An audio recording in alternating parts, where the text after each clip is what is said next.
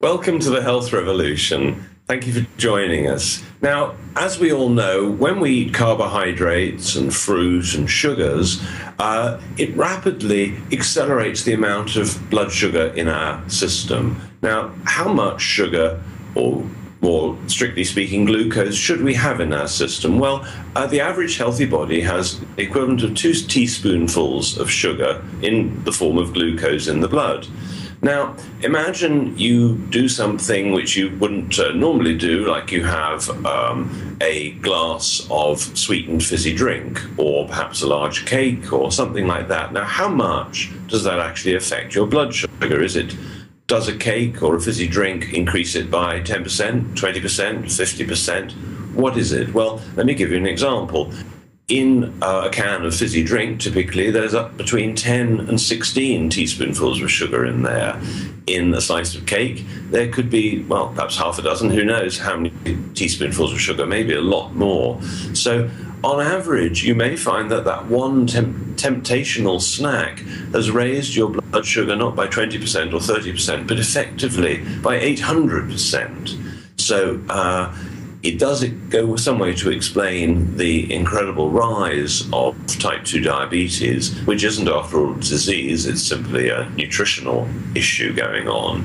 And what happens is that the body is taking all this sugar, doing the best it can to cope with it, but after a while, the body says something like, I just can't do this anymore, and you develop insulin resistance. Then, if you're still not getting the message, the next step is full-on diabetes, when the body says, look, to protect this person's life, I'm going to shut things down and make you completely insulin resistant, and hence type 2 diabetes starts. Now, our guest tonight is Dr. Jerry Tennant from America. Now, I first came across Jerry probably around 30 years ago, when at that point my profession was in ophthalmic optics, and I flew to Houston to see various pieces of equipment and listen to people talk. And one of the people whose attention I was first drawn to there was Dr. Jerry Tennant, because he did the initial work on the ophthalmic lasers. And then by chance, about 6 years later, I'm reading the most incredible book, also by Jerry Tennant, and here it is. It's called Healing is Voltage. And there's a companion, Healing is Voltage, Healing Eye Diseases, because Dr. Tennant is one of the very rare ophthalmologists in the world who is healing eye diseases, reversing blindness. And this, I believe, is incredible, because most people believe that once the eyesight is lost to macular degeneration or cataracts or glaucoma, that the only action is drugs or surgery, which might be able to perhaps slow the progress down. But as we're going to learn tonight, one can go far further than that by understanding the body on a cellular basis. So I'd like to welcome Dr. Jerry Tennant.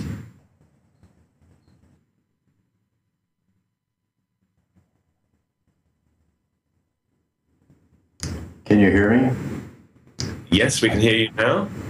There we go. Thank you very much. Can you hear me now? Yes, thank you so much for joining us. So perhaps you'd like to tell us how you came across your current set of ideas, which are doing so many great things for people. Sure. With your permission, I'd like to share with you something that I learned just last week about what you were talking about. Perhaps one of the world leaders in the understanding of nitric oxide is Dr. Nathan Bryan from Texas Heart Institute in Houston. And I was with him last week, and he was talking about some of his work showing that insulin resistance is very tightly tied to nitric oxide insufficiency. And of course, the level of nitric oxide that each of us has goes basically from very high when we're children, and once we pass about age 40, it becomes insufficient. And of course, nitric oxide then is not only tied to dilation of our vessels and thus circulation, but now we find that it is perhaps the critical factor in insulin resistance. So correcting nitric oxide appears that it may go a long way toward helping us rid this plague of type 2 diabetes. There's going to be a number of ways to get the nitric oxide, L-arginine or L-citrulline, various other ways. Is there a way that you would favor? Well, actually, it's been shown quite decisively now that L-arginine is often more harmful than helpful.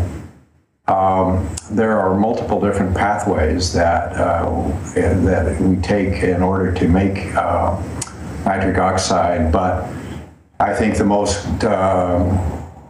perhaps instructive example of what happens with L-arginine in people who are deficient is the study that was done at Mayo. They were giving people who had already had a heart attack either L-arginine or a sugar pill, and they had so many more heart attacks in the treated group than they did in the sugar pill group that they had to stop the study. Showing that in people who've already had heart attacks, at least, the L-arginine is harmful because instead of making nitric oxide, it makes nitric acid, which is toxic. So, of course, the way the body, as I mentioned, there are at least two different pathways. The way the body makes nitric oxide, one of the common ones is from the endothelium itself, and often that becomes dysfunctional and you can't make it. The other pathway involves actually the mouth. There are bacteria on the posterior portion of the tongue that do the first half of the metabolic pathway. So when you chew particularly green leafy vegetables, then it takes it halfway there, and then when you swallow it, stomach acid takes it the second half, and you are able to then make nitric oxide with that pathway. Now, Dr. Bryan has put together these tablets that you can just put on your tongue, and it has everything in it necessary to make nitric oxide. He's also developed the measurement stick, so you just, when you first get up in the morning, you spit on the end of this little stick, and it will show you what your nitric oxide levels are. So we'll talk more about, with your permission, nitric oxide as it relates to other eye diseases as well as general disease, but I just wanted to point out before I forgot it, this new finding that nitric oxide may turn out to be the critical step in insulin resistance. So, well, you asked me the question about how did I get started doing this. As you mentioned, I'm trained as an ophthalmologist, and one of the things I did as an ophthalmologist was the majority of the study for the laser that's used in LASIK surgery that's made by the manufacturer called Vissix. I did about 1,000 cases in the US and about 2,000 cases abroad. And I had a lot of fun doing that study, but unfortunately we didn't know that the laser wouldn't kill viruses. So I was treating a scar in this fellow who had scarred corneas. I was removing the scar with the laser, and I knew at the time that he had leukemia, but we didn't know that those viruses would be released from his corneal cells. And so they simply went through my mask and into my nose and into my brain, and I developed encephalitis, and also developed a bleeding disorder. And so basically what happened to me is that I got to where I could see a patient, know what was wrong with them, but I couldn't remember how to write a prescription. And in addition, I developed spastic movements. So That doesn't work very well if you're operating inside of somebody's eyeball and you have these spastic movements. And so for all those reasons, I had to quit work at the end of November in 1995.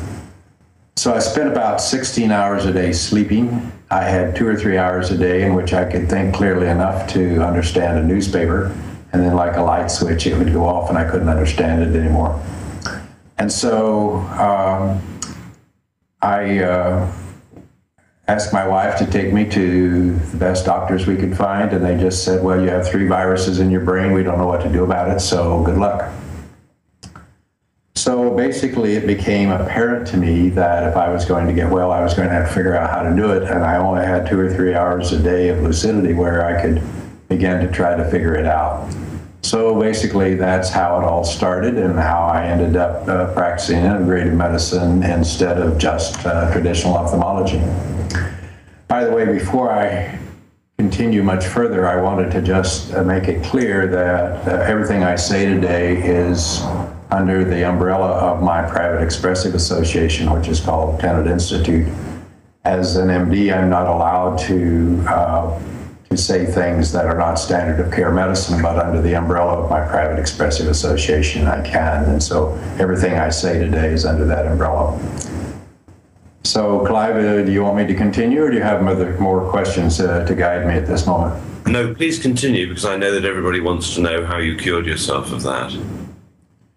Well, I got the idea that if I could figure out how to make one cell work, I could make them all work. Because in spite of the fact that cells of one kind look different from cells to cells of another kind, for example, a liver cell looks different than a heart cell or a brain cell, they actually all have basically the same component parts. And so I thought to myself, if I could figure out how to make one cell work, I can make them all work. So as I'm prone to do, I went out and bought several cellular biology books and began to read them, which is something I hadn't done for about 30 years. And in each of the books, there would be either a sentence or perhaps a page devoted to the fact that cells are designed to run at a pH of 7.35 to 7.45. Well, for some reason that resonated with me. I didn't know a lot about pH. I knew it was basically acid-base balance, but that's about all I could remember from college chemistry. And so I started going down the path of understanding pH. What I came to understand was that if you have electrons going through a wire, that's called conductive electricity. And so if the switch is on, the electrons are moving. If the switch is off, they're not. But when you are dealing with a liquid, then you have other possibilities. Liquids can either be electron donors or electron stealers. And so in order to describe what's going on with the voltage in a liquid, the concept of pH was developed. pH stands for potential hydrogen, which basically what you do is you take a sophisticated voltmeter and you measure the voltage of the solution or the liquid. And by convention, if the solution is an electron stealer, you put a plus sign in front of the voltage. And if it's an electron donor, you put a minus sign in front of the voltage. So if you were to measure the voltage and it showed a pH of, or a voltage of plus 400 millivolts of electron stealer, that would be considered to be 0 on the logarithmic pH scale. Whereas if you measure minus 400 millivolts of electron donor, that's called a pH of 14. And if it's neutral, it's neither an electron donor nor an electron stealer, then it's called a pH of 7. So pH is just a logarithmic scale from 0 to 14 intended to describe the nature of the electronics of a liquid. Well, the next thing I realized was that when you talk about a pH of 7.35 to 7.45, a pH of 7.35 is a synonym of minus 20 millivolts, and pH of 7.44 is a synonym of minus 25 millivolts. So thus I came to understand that cells must have, be an electron donor state between 20 and 25 millivolts to work correctly. Now, sometimes people get confused because if you were to take a cell and put it into a petri dish and put an electrode inside the cell and another electrode outside the cell membrane, across the cell membrane you'll measure about minus 90 millivolts. So this cross-membrane potential is what people tend to talk about most. But again, any cellular biology book that you pick up will tell you that the environment of cells must be between minus 20 and minus 25 millivolts. Well, once I recognized that, it started me down the trail of, okay, if cells have to have voltage to work, then might that not be significant in illness? So the next thing I recognized is that to make new cells requires minus 50 millivolts. Excuse me. Excuse me. So then, obviously, the next question was, how do you measure it? And I found out that the first person to use modern electronics to measure acupuncture meridians was Dr. Nakatani in Japan, who published his work in 1951. And the following year, 1952, a German named Reinhold Bohl published his work, which is quite similar to Nakatani's. And so I bought Nakatani's fairly rudimentary equipment and started measuring myself and found that my brain was running at around between minus 2 and minus 4 millivolts. So now I knew why it didn't work. So obviously the next issue was, okay, what are you going to do about it? And I eventually discovered that it appeared that the Russians had developed a device with a proper frequency set to actually be able to move electrons to the cell membrane and change the voltage of the cell. So I tracked down that system, which was the original Russian Skanar device, and found that the doctor who had brought that to the West was Zulia Velieva-Frost, who lived in London at the time, and that she was going to give a course in San Francisco, her first American course, about 3 days later, and so I joined her there, and that began my journey. It is of some interest, I think, to recognize I've since discovered that the same waveform is in a device I was able to see in a museum in the U.S. That was invented in the late 1800s. So although we tend to give Dr. Karazov credit for having developed this waveform, it appears that actually it was done a very long time ago. So nevertheless, it gave me the opportunity to begin to raise the voltage in my brain, and as I began to do so, I began to be able to think again and to not have this overwhelming fatigue, and began to get better. And so that's how my journey began. Well, that's amazing. And how long did it take you once you'd realized that pH was the answer and that Skanar was going to be the thing that helped you? How long did it take from there? Well, I was not sleeping 16 hours a day some 6 weeks or so after I began the process, although certainly it was an ongoing process that took more than a year to finally get to where I had the staying power to really feel like I was getting well.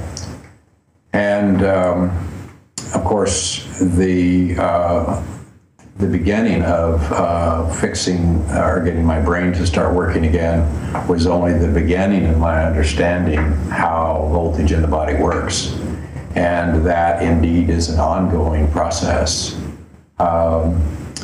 So you see, this began somewhere around the late 90s, early 2000s, and here we are at 2014, and I'm still learning new things. But you know, I'm back. I'm back to working every day. I'm back in a clinic treating patients every day, and lecturing around the world. And I'll be 74 here in a couple of months. So in spite of the fact that I'm much older and old enough to not be working anymore, I love what I do, and so I keep doing it. It's a process. And so people who have got visual problems, say macular degeneration or glaucoma, what's your advice for them? Well, in order to understand how to deal with eye diseases, you have to recognize the eye is simply part of the rest of the body. And you have to understand how the body works, because what I understand now is completely different than what I was trained in medical school. So what people don't recognize is, or at least most people don't recognize, is how frequently we wear ourselves out and have to make new cells. So you get new cells in the macula of your eye every 2 days.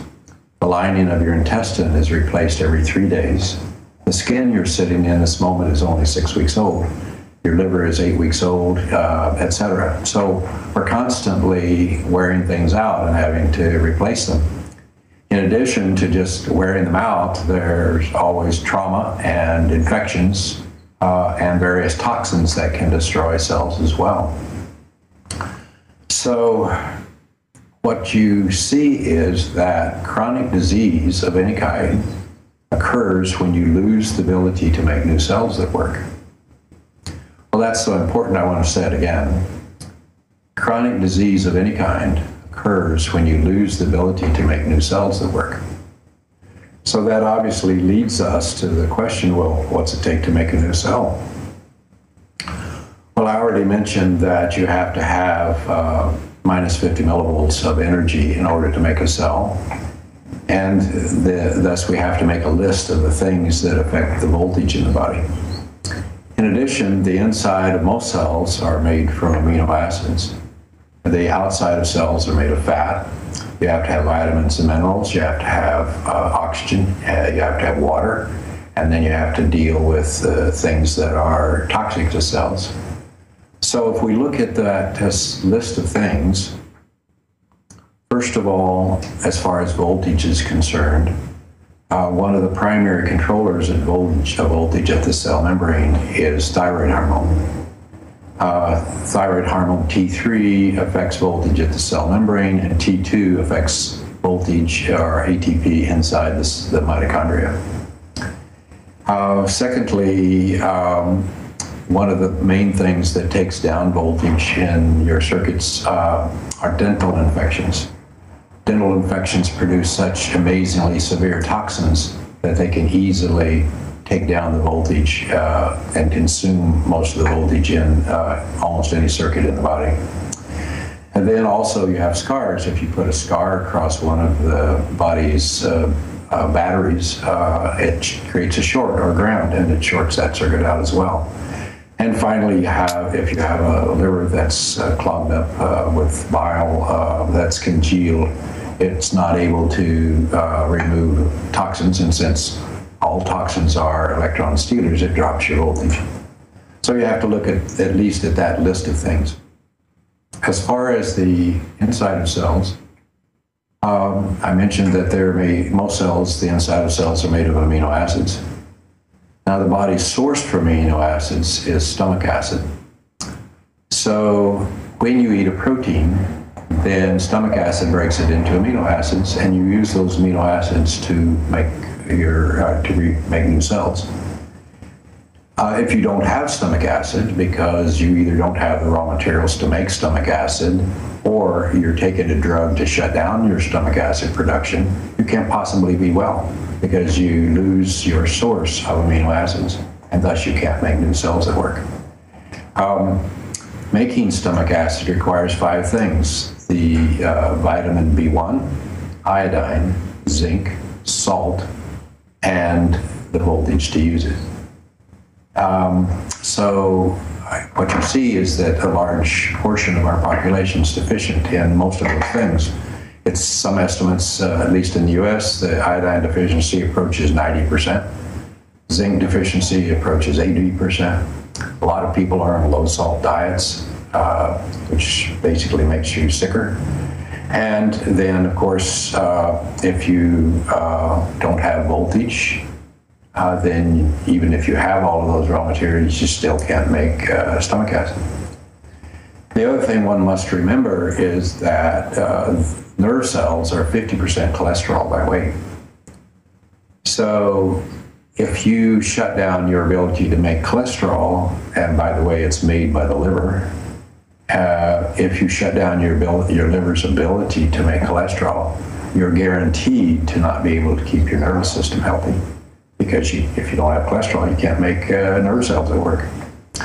So we've already mentioned something that's quite common, at least in the US, and that is for people to be on proton pump inhibitors for their stomach and to be on statin drugs to shut down their liver's ability to make cholesterol. And then we wonder why we are the sickest, most depressed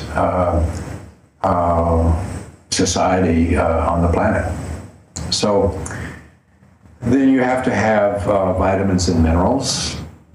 And the ability of vitamins and minerals to pass the cell membrane is controlled by fulvic. That's spelled F-U-L-V-I-C, fulvic.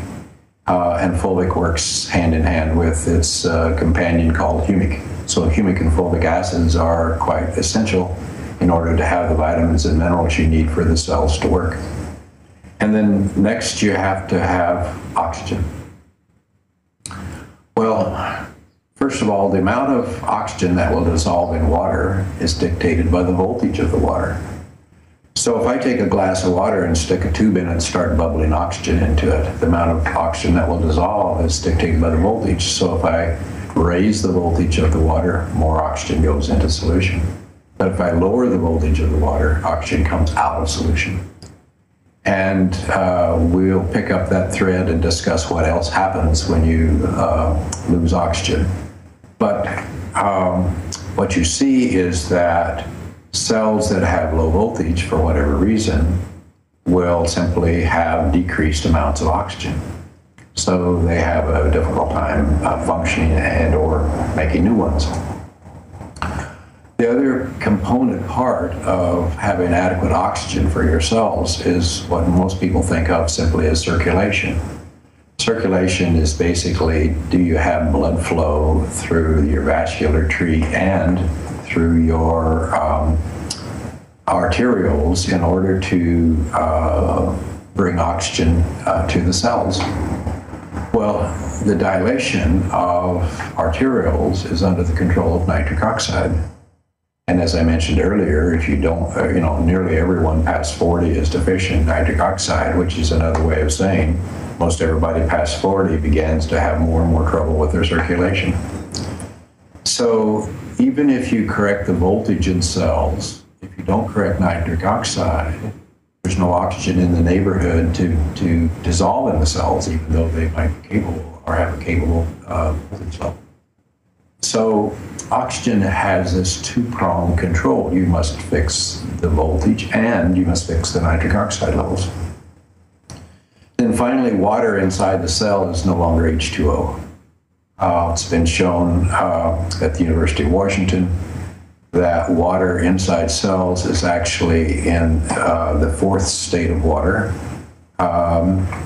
which is H3O2. And H3O2 is an electron donor state, which is, of course, what we might predict. And so you have to drink water because the other forms of liquid refreshment have a hard time being converted into H3O2. And then finally, you have to get rid of all the toxic things that are hanging around, damaging cells. And so this is basically what you have to go through for each and every illness in the body. Now, one of the things I'd like to mention, because it's sort of critical to understanding how everything really works, is that we are a portable electronic device. The human is a portable electronic device. And anyone will recognize that for a portable electronics device to work, you have to have a battery system. Now, one of the keys to understanding this is to understand piezoelectricity. That funny word means that when you stress an object, it emits electrons. So for example, if you take a piece of quartz and you squeeze it with a pair of pliers, then it emits electrons. Well, it turns out that our muscles are piezoelectric. So every time you move your muscle, so as I move my elbow like this, I'm generating voltage. The other piece of the puzzle is that our muscles are rechargeable batteries. And so each organ in the body has its own battery pack. And that battery pack is a stack of very specific muscles. So our muscles, as you know, go from horizontal diaphragm to horizontal diaphragm. So we're talking about base of the foot, ankle, knee, hips, diaphragm of the body, top of the chest, and the floor at the base of our skull. Those are the body's horizontal diaphragms, and our muscles are suspended from one horizontal diaphragm to the next one. And those horizontal diaphragms actually serve as the contact points for batteries that have a polarity of, just like any battery, minus on one end, plus on the other. So these batteries began actually either in our feet or in our hands and are stacked up. So we have a specific stack of batteries that goes to every organ. So what that means then is that as long as we keep those battery packs charged, then we have adequate voltage, not only to make that organ work, because all the cells require, as I mentioned, minus 20, minus 25 millivolts to be able to work, but they also supply the voltage to make the new cells. So what you will find is if you measure the voltage in these battery packs and or the associated organs, in chronic disease, it's essentially always low. And that's one of the keys. That's why I coined the term healing is voltage, because you have to correct the voltage if you're going to not only have the energy to make each organ work, but to be able to make new cells to keep that organ maintained. So the other piece of the puzzle is that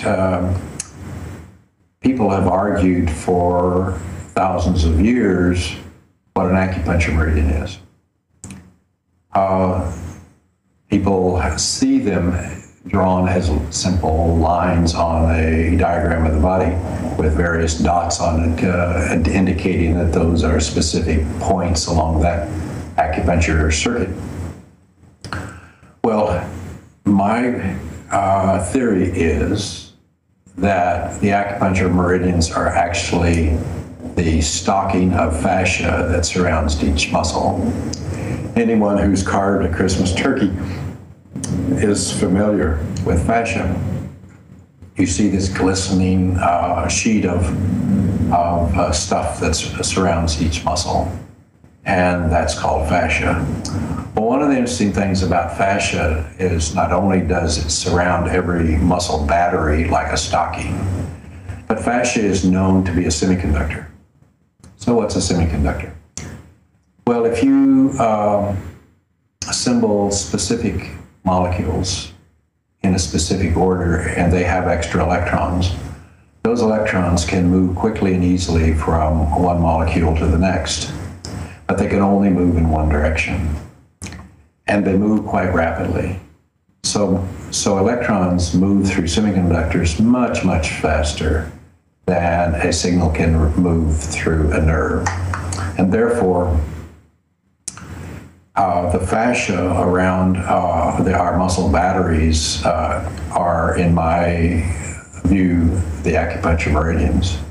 So a meridian is not a wire. It's not a nerve. It's not any other device. It's simply the stocking of fascia that surrounds our muscle batteries. And so we have these muscle batteries that are wired together exactly like you have muscles, our batteries stacked up in a flashlight. And that supplies the voltage to each individual organ. Now, some organs, like the brain, for example, have multiple battery packs going to different parts of the brain. So, for example, the frontal lobe of the brain gets its power supply from what's called the spleen and stomach circuit. And the sides of the head here, like this, that's supplied by what's called the gallbladder circuit. And then the center part of the head here is supplied by what's called the bladder circuit. And the midbrain and the pituitary and the optic nerve are all supplied by the liver circuit. It gets really fascinating when you start thinking about these muscle batteries. For example, as I began to learn more about acupuncture, I ran across the fact that the acupuncturists believe that emotions are an issue of the gallbladder circuit. And as a traditionally trained physician, I thought, how in the world can that be? What does a gallbladder have to do with emotions? But once you began to recognize that both the gallbladder and the parts of the brain here where memories and emotions are stored have the same power supply, then it becomes quite obvious that if the power supply becomes insufficient, that you're going to have trouble with your gallbladder and your emotions at the same time. Well, we started all this conversation a few minutes ago when Clive, when you asked me about the issue about how do you treat the eye. And the fact is, you treat the eye exactly the same way you treat any other organ, no matter what's wrong with it. The first thing you ask is, what's the power supply to the organ that's malfunctioning? And then you go measure it and reconfirm that indeed it's low, and essentially it always is. So what you need to know then is that the macula of the eye, it gets its voltage from the spleen-stomach circuit. And by the way, I didn't mention to you, but there's a loop of batteries. One set of stack of batteries goes up, and one turns around and goes back down. So the spleen circuit starts in the big toe, comes up the inside of the leg, goes up, and then in the head it joins what's called the stomach circuit, turns around and goes back down to the foot. So that combination of things creates what's called a Tesla resonating circuit, which we have neither the time nor the illustration capability to talk about it on this show, but nevertheless, it creates a known electronic device called a Tesla resonating circuit. So the point is that if you have macular degeneration, you ask the question, what is the power supply to the macula? Well, it's the stomach circuit in almost all cases. So you go measure the stomach circuit, and you'll find it has low voltage every time. So then you have to ask the question, well, why is the voltage low in the stomach circuit? Which explains why you don't have the ability to make new cells to keep the macula healthy. Well, it's usually a combination of things. Most people who have macular degeneration are hypothyroid, but it's usually undiagnosed. There are many reasons that hypothyroidism goes undiagnosed, but the main one is that doctors are trained to look at the test called TSH, and it's a very unreliable test. In addition, in 2003, the American Academy of Clinical Endocrinology said that it should be 0.3 to 2.0. But still, each day when I get a lab report in and I've measured the TSH, it says that anything that's below 4.6 is okay. So the lab tests are 10 years late updating their normals. So, for example, if your test comes back 4.0, your doctor will tell you your thyroid's fine, but it's not fine. 4.0 is twice the 2.0 that it should be. And then there's another problem with thyroid care, and that is that that the active form of thyroid hormone is T3 at the cell membrane and T2 at the mitochondria. But doctors either measure TSH by itself or TSH and T4, but T4 has to be converted to T3. And to convert from T4 to T3 requires iodine, selenium, zinc, progesterone, cortisol, glutathione, and vitamin C. And if you're deficient in one of those, instead of making T3, you make a fake hormone called reverse T3. Well, doctors almost never measure those things. And so you can have a completely normal TSH, even with the updated normals, and still be 80% deficient at the cell membrane level. So unless you measure T3 and a reverse T3, you don't really know what's going on with the thyroid. And what you'll find is that most people who have hypothyroidism or have macular degeneration are hypothyroid. The other thing is that I mentioned that dental infections put out such severe toxins that they take down the acupuncture voltage. So it turns out that, as I mentioned, the power supply to the macula is primarily the spleen stomach circuit. And the teeth that are on that circuit are upper molars and lower premolars. And so if you measure those teeth carefully, you will almost always find that there's decay either under a filling or a crown, or worst of all, they have a root canal in one of those 8 teeth. Then that's going to take down the circuit and contribute significantly to their macular degeneration. And usually, if you find a tooth that's down, that is infected, if you go down and follow that circuit all the way to the foot, you'll find there's a scar across that circuit. So what commonly happens is that somebody falls off their bicycle when they're 6 and they get a scar across that circuit, which grounds it out and reduces its voltage. And since each tooth contains a pump that pumps fluid from inside the tooth to inside the mouth to prevent it from getting infected, it drops the voltage enough that that tooth tends to get decay. So you get a filling.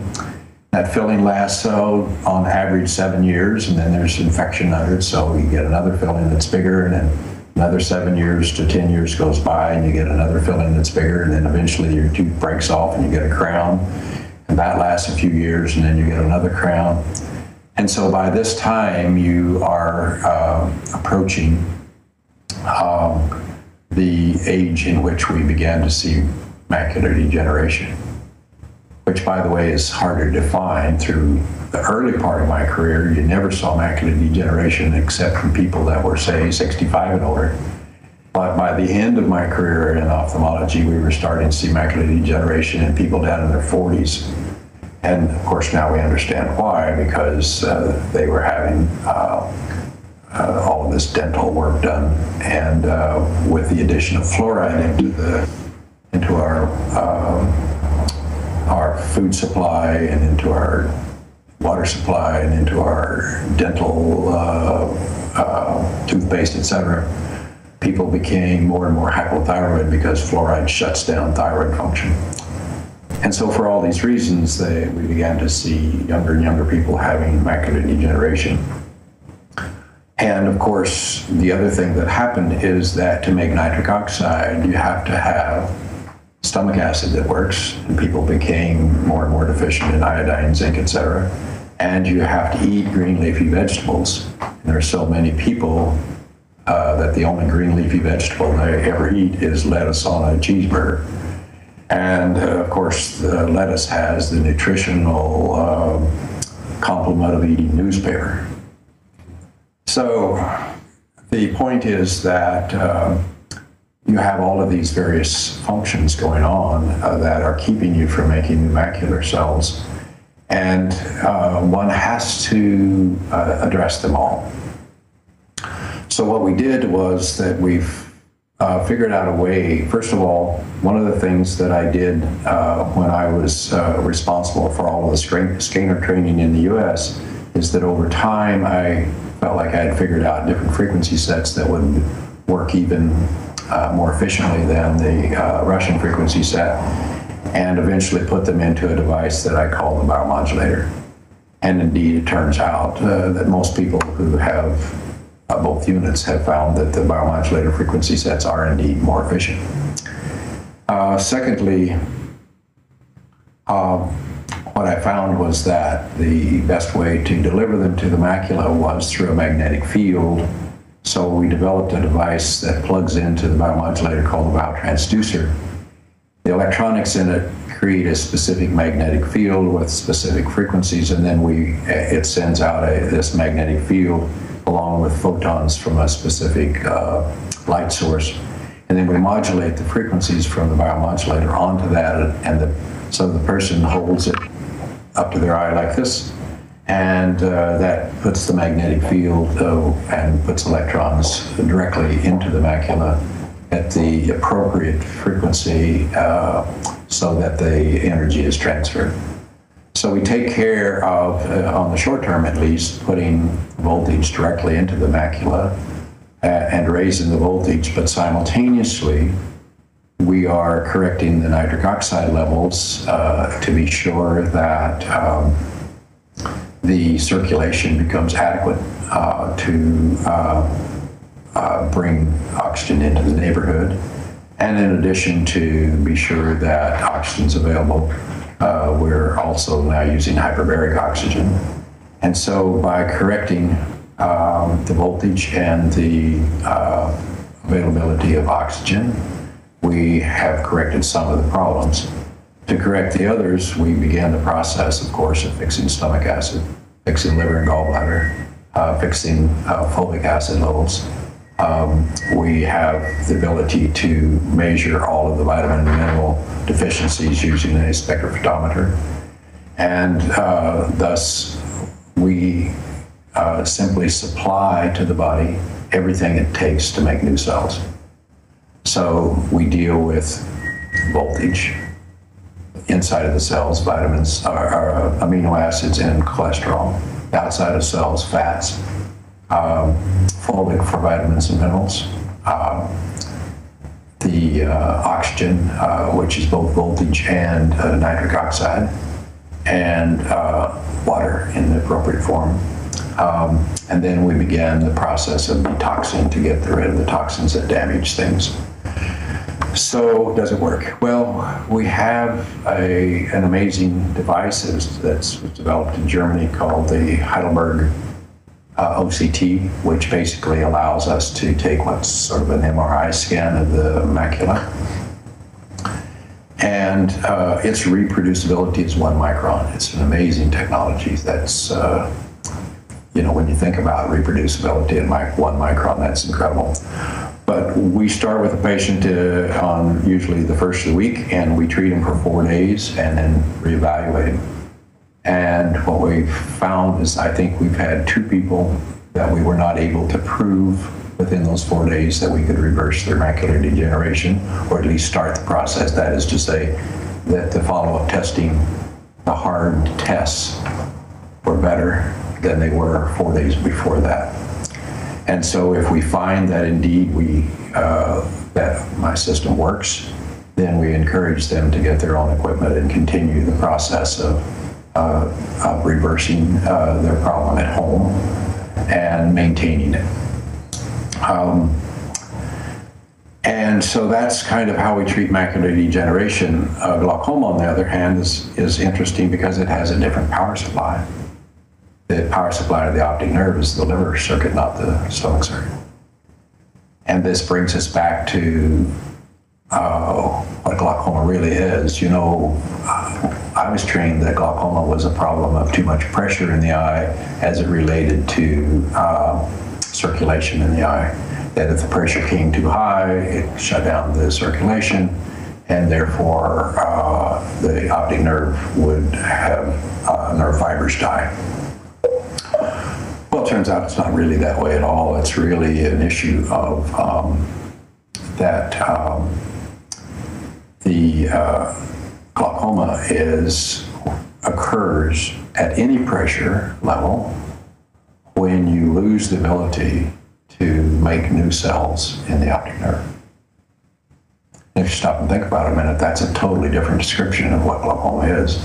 And what any ophthalmologist will tell you is we're seeing more and more cases where they have deterioration of the optic nerve function, or the more fallout of retinal nerve fibers at lower and lower and lower pressures. And what we used to consider an incredibly low pressure, now we're seeing people have progression of their disease. So you have a person who has a pressure of 12. We used to never see glaucoma, or almost never see it unless their pressure was well over 25. And now we see progression of the disease when it's 12. Well, it's because we've got all of these other factors that are inhibiting the ability of the optic nerve to repair and maintain itself. That's why we have progression of glaucoma and what we must do to fix it. Well, let's see. I've rambled on here for quite some time. There are a couple of other things I would like to share with you before my time is over. I mentioned to you that a hallmark of chronic disease is that we have low voltage. When voltage drops, I also mentioned to you that oxygen drops, because the amount of oxygen that will dissolve in a liquid is dictated by the voltage of the liquid. And cells are 70% water, and thus when the voltage of cells drops, oxygen drops. Well, there are several other bad things that happen when oxygen levels drop. One of them is pain. Pain is simply a symptom of abnormal voltage. When voltage is high at minus 50 millivolts, because you're trying to replace cells that you've injured, you have a pulsing pain. But when voltage is low, you have it hurts all the time kind of pain. And pain will go away if you simply raise the voltage up to minus 25. But when you stop putting electrons in and the voltage drops again, the pain will come back. What you have to do is get the voltage all the way up to minus 50 so you can make new cells. And as soon as you make new cells, you've healed the thing, and now the pain is permanently gone.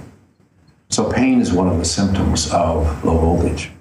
The other is that inside our cells, we have a rechargeable battery system called the ADP-ATP system. When the batteries are charged up, they're called ATP. When they're discharged, they're called ADP. And the ATP batteries provide the energy for the enzymatic processes to work inside the cell. So because this is a rechargeable battery system, you have to have a battery charger inside the cell, and that battery charger is called the Krebs cycle. Now, the Krebs cycle likes to run on fats. So for every unit of fat you put into the Krebs cycle, if you have oxygen available, you get enough electrons to charge up 38 ATP batteries. But if oxygen's not available, for every unit of fat you put in, you only get enough electrons to charge up 2 of those batteries. So what you see is, as oxygen levels drop, the efficiency of the body goes from basically 38 miles to a gallon to 2 miles to a gallon. So our bodies become very, very inefficient and thus very tired. And so that creates a problem. Well, there's another problem, and that is, as voltage continues to drop, we have less and less oxygen. Each human contains perhaps 1 trillion bugs of various kinds, but they're suppressed by oxygen. But as oxygen levels drop, these bugs wake up, and the first thing they want to do is have lunch, and they want to have you for lunch. Well, since bugs don't have teeth to take a bite out of cells, they put out digestive enzymes to dissolve the cell membranes so they can get the nutrients out. So while you have bugs sitting on your tonsil having a picnic, they're having a good time, but of course you're feeling terrible, because those digestive enzymes not only are destroying cells locally, but they get in your bloodstream and go all over the place doing damage. So the problem is, or one of the problems is in understanding this, is that as voltage and oxygen levels drop, bugs begin to shed their cell membranes. And so they become cell wall deficient organisms. Well, it's the cell membrane that tells the immune system to make your fever go up, to make your white count go up, to make you have more neutrophils percentage-wise, etc. So all of the signs of infection do not occur when you have cell wall deficient organisms. And as voltage gets worse and oxygen gets worse, you get more and more cell wall deficient organisms. And so we physicians don't recognize that there is an infection. And of course, since most antibiotics only work against cell membranes, even when we gave you antibiotics, they don't work. About the only thing that will kill cell wall deficient organisms is either an oxidative therapy or raising the oxygen levels. Oxidative therapies are primarily ozone, hydrogen peroxide, or sodium chlorite, not chloride, which is salt, but chlorite, which when activated becomes chlorine dioxide. So these oxidative therapies will kill cell wall deficient organisms, but they're not all that will. For this reason, I don't personally believe there is any such thing as an autoimmune disease. I think all things that are diagnosed as autoimmune diseases are these cell wall deficient organisms that are putting out digestive enzymes that go someplace throughout the body and cause damage. And when we see the damage to cells, but we can't find a cause for it, we call it autoimmune. But I've taken people who have a diagnosis of lupus or rheumatoid arthritis with positive blood tests for those things, and you go get rid of the bugs, and the bugs are hiding where the voltage is low. You go and get rid of the bugs, raise the oxygen levels, the bugs go back to sleep, and their blood tests go back to normal. Finally, when voltage drops to plus 30 millivolts, you get cancer. Cancer occurs when something is capable of not only dropping the voltage, but changing the polarity from minus 25 millivolts of electron donor to plus 30 millivolts of electron stealer. That's where cancer occurs. And so everything from being tired to cancer is controlled by voltage. And although we must deal with the other things that are necessary to make cells, we must deal with all the raw materials it takes to make cells. The guide that tells us where we are on that pathway is most efficiently, in my experience, voltage. Well, Clive, I think I'm about out of time. I'm going to throw it back to you and see what else you'd like me to talk about. Well, thank you so much. There's so many things on my list. What about colloidal silver with the cell wall deficient organisms? How do you think silver works? I'm sorry, a truck just went by my window and I missed what you said. With the cell wall deficient organisms, would colloidal silver cope with those? No. Right. No, silver is something that does not kill cell wall deficient organism in my experience and in my knowledge. I don't think it'll work. I like silver. I think silver is one of the things that does kill some microorganism and is relatively non-toxic, but in my experience, sodium chlorite is much more effective and even usually less expensive. Yes, certainly. And you mentioned iodine, and what would you advise that people should do regarding their iodine levels? Well, I don't know about in Europe, but in the North America, there's essentially no iodine left in our food supply. And the amount they put in table salt is about 1/1000th of what you need. So I put essentially 100% of my patients onto iodine capsules. The dose that I use is basically 12.5 milligrams. I've also created a formulation that also has the B1, the zinc, we put some selenium in it, etc., so that it's much more likely to correct stomach acid, because it's my personal belief that if you have that a person without stomach acid can't possibly be healthy, and that you're essentially guaranteed to have failure of your adrenals and your neurochemicals in your brain and become depressed. And so I work very hard to try to solve that problem with this formulation that I put together. Very good. And the website that they could go to buy your formulation? The website, by the way, is actually in the middle of repair at the moment. It should be up within the next week, but it's www.tennantinstitute.com. And my name has 2 N's in the middle, Tennant, Tennantinstitute.com. So if you'll go up there in a week or two, you'll find that you can order these things that I've discussed if you wish. Also, on my website is a great deal of information about the kind of things we've talked about. I've tried to put a lot of information there. And of course, it's also, you have the opportunity to order my books there, or you can order them from Amazon. Right. Well, that's brilliant. I hope perhaps you might consent to coming on for another show to do, so to speak, part 2, where we could go into this in more detail. But for today, we are indeed out of time. Thank you so much for joining us. It's been fascinating, and I can't say enough about the work that Dr. Tennant does, and urge you all to read Healing is Voltage. It's an amazing and eye-opening book, which we all need the knowledge about. So thank you so much for joining us, and we'll look forward to seeing you in the next episode. Cheerio. Bye.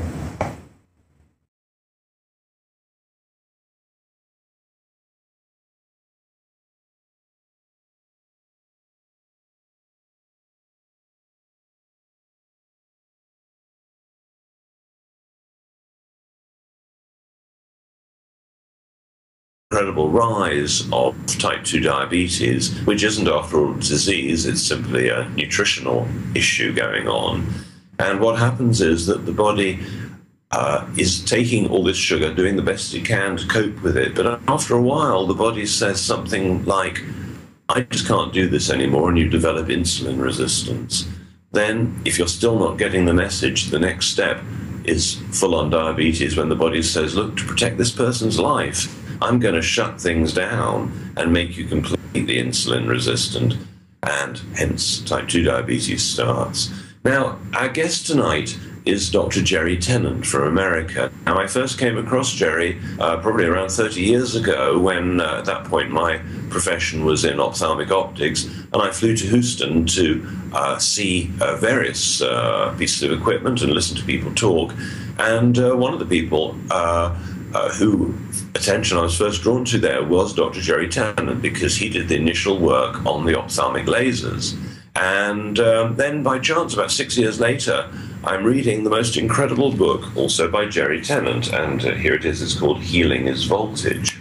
And there's a companion, Healing is Voltage, Healing Eye Diseases, because Dr. Tennant is one of the very rare ophthalmologists in the world who is healing eye diseases, reversing blindness. And this, I believe, is incredible, because most people believe that once the eyesight is lost to macular degeneration or cataracts or glaucoma, that the only action is drugs or surgery, which might be able to perhaps slow the progress down. But as we're going to learn tonight, one can go far further than that by understanding the body on a cellular basis. So I'd like to welcome Dr. Jerry Tennant.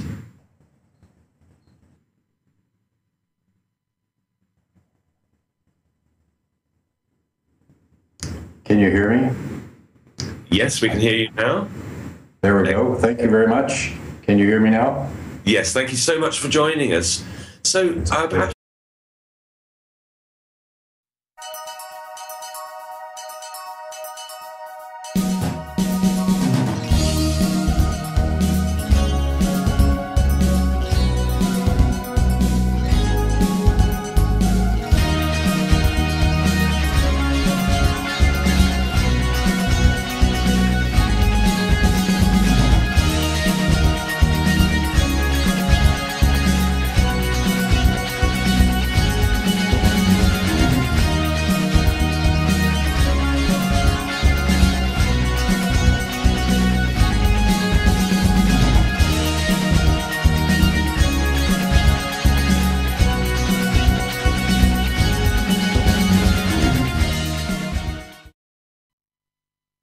welcome to the Health Revolution.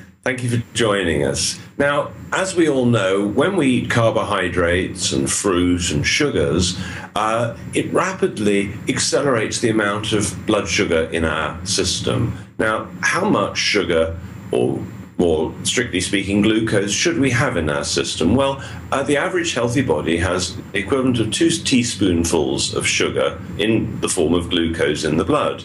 Now, imagine you do something which you wouldn't normally do, like you have a glass of sweetened fizzy drink, or perhaps a large cake, or something like that. Now, how much does that actually affect your blood sugar? Does a cake or a fizzy drink increase it by 10%, 20%, 50%? What is it? Well, let me give you an example. In a can of fizzy drink, typically, there's up between 10 and 16 teaspoonfuls of sugar in there. In a slice of cake, there could be, well, perhaps half a dozen, who knows how many teaspoonfuls of sugar, maybe a lot more. So, on average, you may find that that one temptational snack has raised your blood sugar not by 20% or 30%, but effectively by 800%. So, it does go some way to explain the I did about 1,000 cases in the U.S. and about 2,000 cases abroad. I had a lot of fun doing that study, but unfortunately we didn't know that the laser wouldn't kill viruses. So I was treating a scar in this fellow who had scarred corneas. I was removing the scar with the laser, and I knew at the time that he had leukemia, but we didn't know that those viruses would be released from his corneal cells. And so they simply went through my mask and into my nose and into my brain, and I developed encephalitis, and also developed a bleeding disorder. And so basically what happened to me is that I got to where I could see a patient, know what was wrong with them, but I couldn't remember how to write a prescription. And in addition, I developed spastic movements. So that doesn't work very well if you're operating inside of somebody's eyeball and you have these spastic movements. And so for all those reasons, I had to quit work at the end of November in 1995. So I spent about 16 hours a day sleeping. I had 2 or 3 hours a day in which I could think clearly enough to understand a newspaper. And then like a light switch, it would go off and I couldn't understand it anymore. And so I asked my wife to take me to the best doctors we could find, and they just said, well, you have 3 viruses in your brain. We don't know what to do about it, so good luck. So basically, it became apparent to me that if I was going to get well, I was going to have to figure out how to do it, and I only had 2 or 3 hours a day of lucidity where I could begin to try to figure it out. So basically, that's how it all started and how I ended up practicing integrative medicine instead of just traditional ophthalmology. By the way, before I continue much further, I wanted to just make it clear that everything I say today is under... Would you like to tell us how you came across your current set of ideas, which are doing so many great things for people? Sure. With your permission, I'd like to share with you something that I learned just last week about what you're talking about. Perhaps one of the world leaders in the understanding of nitric oxide is Dr. Nathan Bryan from Texas Heart Institute in Houston. And I was with him last week, and he was talking about some of his work showing that insulin resistance is very tightly tied to nitric oxide insufficiency. And of course, the level of nitric oxide that each of us has goes basically from very high when we're children, and once we pass about age 40, it becomes insufficient. And of course, nitric oxide then is not only tied to dilation of our vessels and thus circulation, but now we find that it is perhaps the critical factor in insulin resistance. So correcting nitric oxide appears that it may go a long way toward helping us rid this plague of type 2 diabetes. And there's going to be a number of ways to get the nitric oxide, L-arginine or L-citrulline, various other ways. Is there a way that you would favor? Well, actually, it's been shown quite decisively now that L-arginine is often more harmful than helpful. There are multiple different pathways that we take in order to make nitric oxide, but I think the most perhaps instructive example of what happens with L-arginine in people who are deficient is the study that was done at Mayo. They were giving people who had already had a heart attack either L-arginine or a sugar pill, and they had so many more heart attacks in the treated group than they did in the sugar pill group that they had to stop the study. Showing that in people who've already had heart attacks, at least, the L-arginine is harmful because instead of making nitric oxide, it makes nitric acid, which is toxic. So, of course, the way the body, as I mentioned, there are at least two different pathways. The way the body makes nitric oxide, one of the common ones is from the endothelium itself, but often that becomes dysfunctional and you can't make it. The other pathway involves actually the mouth. There are bacteria on the posterior portion of the tongue that do the first half of the metabolic pathway. So when you chew particularly green leafy vegetables, then it takes it halfway there, and then when you swallow it, stomach acid takes it the second half, and you are able to then make nitric oxide with that pathway. Now, Dr. Bryan has put together these tablets that you can just put on your tongue, and it has everything in it necessary to make nitric oxide. He's also developed the measurement stick, so you just, when you first get up in the morning, you spit on the end of this little stick, and it will show you what your nitric oxide levels are. So we'll talk more about, with your permission, nitric oxide as it relates to other eye diseases as well as general disease, but I just wanted to point out before I forgot it, this new finding that nitric oxide may turn out to be the critical step in insulin resistance. So, well, you asked me the question about how did I get started doing this. As you mentioned, I'm trained as an ophthalmologist, and one of the things I did as an ophthalmologist was the majority of the study for the laser that's used in LASIK surgery that's made by the manufacturer called Vissx.